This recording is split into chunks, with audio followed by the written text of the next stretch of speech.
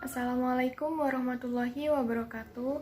Selamat pagi, salam sejahtera bagi kita semua. Sebelumnya, izinkan saya, Putri Aframasita, dari kelompok 4, untuk membuka presentasi kami pada pagi ini. Pertama-tama, saya akan memperkenalkan rekan saya dari kelompok 4, yaitu yang pertama, Jan Alex Mulawadi Sinaga, yang kedua, Julia Nuri, yang ketiga, Ida Bagus Saifurizal, yang keempat, Muhammad Ilyas, yang kelima, Harwanti Wulandari, yang keenam, Nabila Audianti Vanessa, yang ketujuh, Selica Putri, dan yang terakhir, Naswa Aprilia Eka Rianti.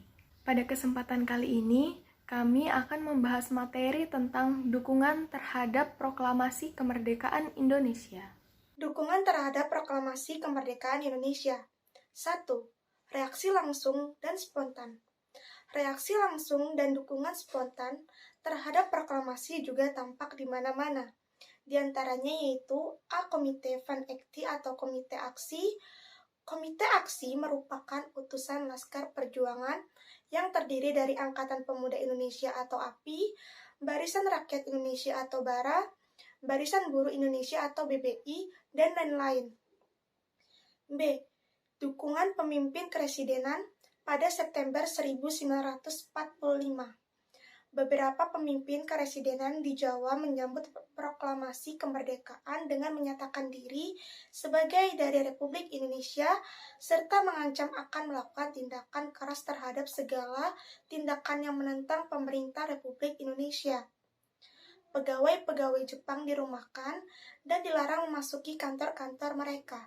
C. Pernyataan Sri Sultan Hamengkubuwono IX. Pernyataan Sri Sultan Hamengkubuwono IX dinyatakan pada tanggal 5 September 1945. Berikut kutipan pernyataan Sri Sultan Hamengkubuwono IX. 1. Negara Ngayogyakarta Hadiningrat yang bersifat kerajaan adalah daerah istimewa dari negara Republik Indonesia. 2. Sebagai kepala daerah, Sri Sultan Hamengkubuwono IX memegang pemerintah di wilayah Kesultanan Yogyakarta.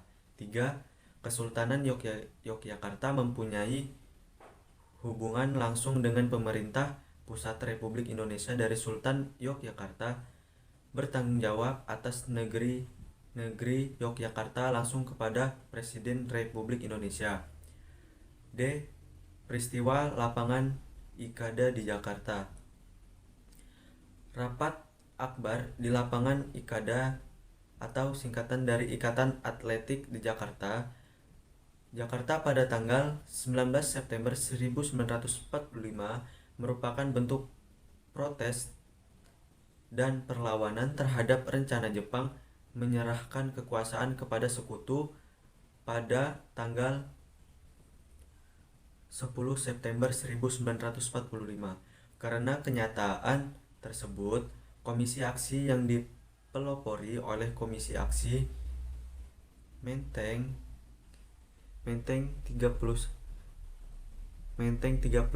pelopor Gerakan Pemuda Jakarta memobilisasi massa serta mendesak pemerintah untuk hadir dalam rapat raksasa di lapangan Ikada pada tanggal 19 September 1945. Tujuannya adalah 1.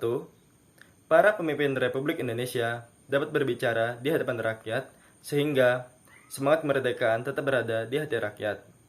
2. Menunjukkan bahwa bangsa Indonesia dapat meraih kemerdekaan karena perjuangannya sendiri, bukan atas pemberian dari Jepang.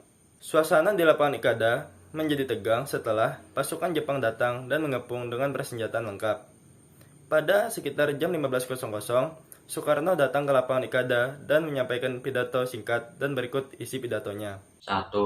Sekali lagi menegaskan bahwa bangsa Indonesia telah memproklamasikan kemerdekaannya serta bertekad untuk mempertahankannya. 2. Meminta dukungan dan kepercayaan rakyat terhadap pemerintah Republik Indonesia. 3. Menuntut rakyat untuk mematuhi kebijakan-kebijakan pemerintah dengan disiplin. 4. Memerintahkan rakyat untuk bubar meninggalkan lapangan dengan tenang untuk menghindari pertumpahan darah. 2. Pelucutan senjata dan pengambil alihan aset Jepang. Pelucutan persenjataan Jepang terutama dimaksud untuk 1. Mendapatkan senjata untuk modal perang. 2. Mencegah senjata Jepang agar tidak jatuh ke tangan sekutu. Yang ketiga, mencegah agar senjata Jepang tidak digunakan untuk membunuh rakyat. A. Surabaya. Pada tanggal 19 September tahun 1945, tindakan dan perlakuan orang-orang Belanda menduduki Hotel Yamato serta mengibarkan bendera Belanda yang berwarna merah, putih, dan biru mengundang amarah masyarakat Surabaya. Rakyat Surabaya yang menyaksikan berkibarnya bendera tersebut geram. Residen Sudirman meminta orang-orang Belanda untuk menurunkan bendera tersebut. Namun, permintaan Residen Sudirman ditolak. Kemudian, para pemuda dan masyarakat Surabaya menyerang hotel tersebut. Bahkan, 2 orang pemuda berhasil mencapai puncak hotel dan berhasil menurunkan bendera serta merobek bagian biru bendera sehingga tersisa warna merah dan putih. Lalu, bendera dikibarkan kembali di tempat yang sama. B. Yogyakarta. Perebutan kekuasaan secara serentak dimulai pada tanggal 26 September 1945. Diawali dengan pemogokan dari semua pegawai pemerintah dan perusahaan-perusahaan yang dikuasai oleh Jepang. Mereka memaksa Jepang untuk menyerahkan semua kantor dan perusahaan tersebut kepada pemerintah Republik Indonesia. Sementara itu, pemuda yang bergabung dalam Badan Keamanan Rakyat yaitu BKR berusaha melucuti senjata dari para tentara Jepang dengan menyerbu Tangsi Otsuka Butai di Kota Baru. Banda Aceh. Pada tanggal 6 Oktober tahun 1945, para pemuda di Banda Aceh dan para tokoh masyarakat membentuk angkatan yang disebut Pemuda Indonesia atau API. Pada tanggal 12 Oktober tahun 1945, pimpinan tentara Jepang memanggil para pimpinan API. Dalam pertemuan tersebut, pimpinan Jepang menegaskan bahwa semua kegiatan mendirikan perkumpulan apalagi tanpa izin harus dibubarkan. Itu membuat para tokoh dan para pemuda sangat marah. Mereka menolak dan terjadilah bentrokan yang harus melebar ke tempat lain. Sumatera Selatan. Perebutan kekuasaan di Sumatera Selatan terjadi pada tanggal 8 Oktober tahun 1945. Peristiwa tersebut berawal ketika Residen Sumatera Selatan, Dr. Abdul Karim Gadi, bersama seluruh pegawai pemerintah melakukan upacara dengan mengibarkan bendera merah putih. Perebutan kekuasaan di Palembang tidak menimbulkan korban karena orang-orang Jepang di wilayah ini menghindari pertumpahan darah. Yang ke Semarang. Peristiwa ini lebih dikenal dengan Pertempuran 5 Hari Semarang karena berlangsung selama 5 hari pada tanggal 14 sampai 20 Oktober 1945. Pertempuran tersebut berawal ketika para pemuda membawa sekitar 400 orang tawanan Jepang. Sebagian tawanan melarikan diri dan meminta perlindungan ke Batalion Kidobutai di Jatingalehi, Jawa Tengah. Jepang telah meracuni cadangan air minum penduduk di Candi. Untuk membuktikan tersebut, Dr. Karyadi melakukan pemeriksaan. Dan saat melakukan pemeriksaan tersebut, ia ditembak mati oleh tentara Jepang.